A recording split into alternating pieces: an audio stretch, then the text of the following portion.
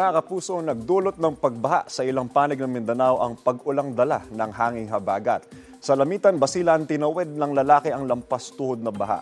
Halos abot bewang pa ang baha sa ilang parte. Nagatid naman na ng relief goods ang mga LGU sa mga binahang residente. Nalubog din sa tubig ang ilang lugar sa Alyosan at Midsayap sa Cotabato. Inakit na ang maraming gamit sa bahay para maisalba ang mga strand sa baha, agad namang sinakluluhan ng MDRRMO o ng Alyosan at ng Midsayap. Bukod sa bakit mga kapuso, nagpapaulan din ang trough o yung buntot ng low pressure area sa ilang bahagi ng ating bansa. Namataan po ng Pag-asa ang low pressure area sa layong 945 kilometers. Silangan po yan ang Eastern Visayas. Mga kapuso, magdadala po ng ulan ang trough sa Bicol Region at ilang bahagi ng Visayas, pati na rin po sa Mindanao. Bagya naman tumaas ang tsansa ng low pressure area na maging isang bagyo sa mga susunod na araw. Kung sakali mga kapuso, papangalanan po itong bagyong Auring at magiging kauna-unahang bagyo ngayong taong 2025. Palalo po mga kapuso, stay safe and stay updated.